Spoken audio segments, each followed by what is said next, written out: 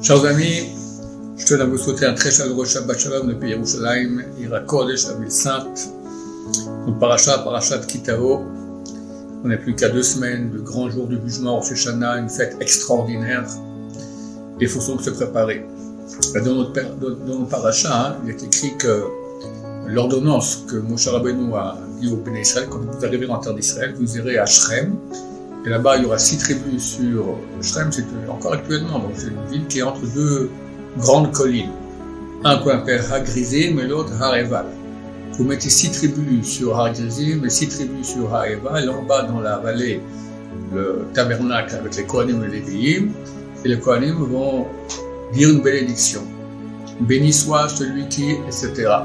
Du côté de Har Grizim. Après, ils vont se tourner vers Eval et vont dire, et maudit soit celui qui.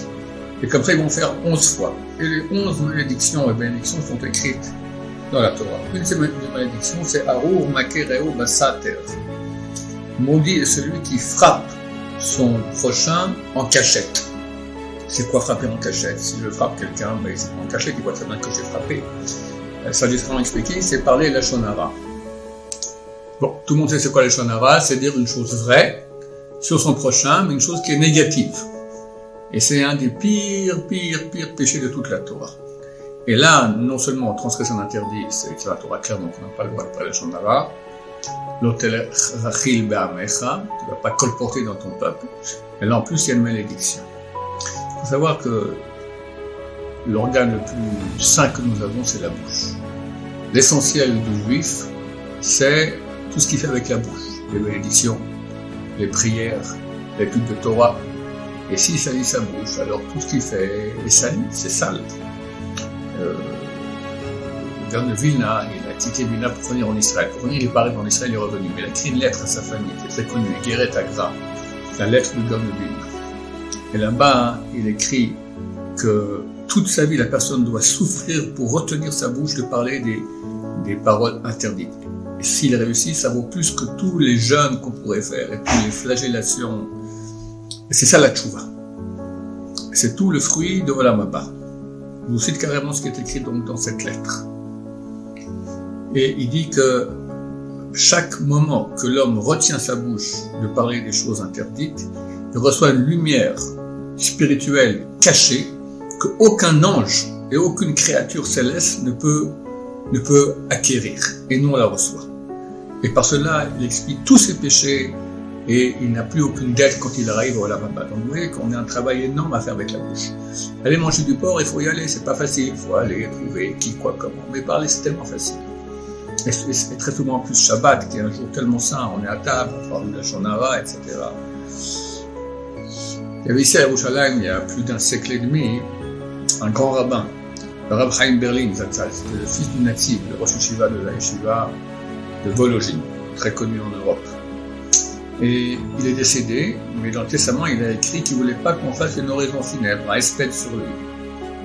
Alors les gens ne savaient pas quoi faire. Oui, on fait pas. Parce que c'est un grand tzaddik, un grand chacham, ne pas faire de l'espèce, c'est un peu honteux.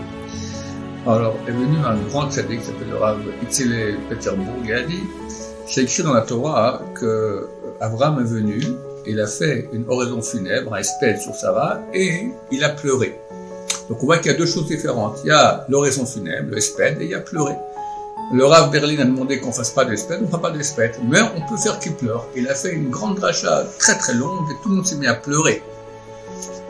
Et la même nuit, le Rav Berlin est venu en Rav, il lui a dit, je te remercie pour 2 choses. 1, que tu n'as pas fait l'espède comme je l'ai demandé. 2, que grâce à la pleurs que tu as fait, les gens ont fait tchouva, ça fait beau, ça fait beaucoup de bruit, Baruch Hashem, en mon honneur, dans le Olam Haba. Alors, le Rav Peterbourg lui a dit, dis-moi, toi t'es là-haut, alors comment c'est, raconte. Il dit, sache, la chose la plus importante là-haut, c'est la bouche. Faire très attention à la bouche, parce que c'est très facile de faire des choses interdites, c'est très facile de faire des grandes mitzvot avec la bouche. C'est l'essentiel sur lequel on juge là-haut. Donc, chers amis, dans quelques jours, on va être jugés, faisons des efforts pour ne plus parler des paroles interdites, mensonges, saleté, il y en a qui parlent sur les filles, complètement interdit, c'est extrêmement grave. La shonara, motzi shem ra, colère, insulte, Hashem Yishmor. C'est ça l'essentiel de l'être humain. la bouche est celle qui exprime ce qu'il y a à l'intérieur de nous. Donc, vu qu'on veut être des gens bien, on doit aussi s'exprimer de façon correcte. Je vous raconte encore une dernière histoire. Le gars de Vilna est parti en galoute. Donc, il cachait qui il était, il allait d'endroit en endroit. Il était avec la charrette, avec le conducteur qui était juif, et tout coup, le charretier a arrêté la charrette comme ça en pleine route, et la mule, d'accord, ou le cheval, il commence à brouter du blé d'un champ goy. Le paysan a vu cela, il est venu, le gars de Vilna était descendu de la charrette, et le goy commence à frapper le gars de Vilna. Il reçoit les coups, il dit rien. Il a dit, Baruch Hashem, je résistais. Parce que si j'avais dit, c'est pas moi, alors le paysan aurait compris que c'était le conducteur, et aurait frappé le conducteur. Et donc le gars de Vilna aurait fait un lachonara. Et il a dit, j'aurais perdu tout ce que j'ai fait comme travail, toute l'étude de Torah que j'ai fait. Le gars de Vilna, c'est quoi? On appelle le génie, d'accord? C'est inimaginable ce qu'il a fait.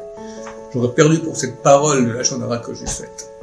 Donc on n'est pas au niveau du gars de Vilna, c'est clair, mais on doit se renforcer et commencer à travailler là-dessus. Donc ainsi, Dieu verra qu'on fait des efforts dans ce sens, et vu que c'est l'essentiel de l'être humain, comme on le voit lors de la création, c'est écrit que Dieu a insufflé dans l'homme Nefesh Chaya, une âme vivante.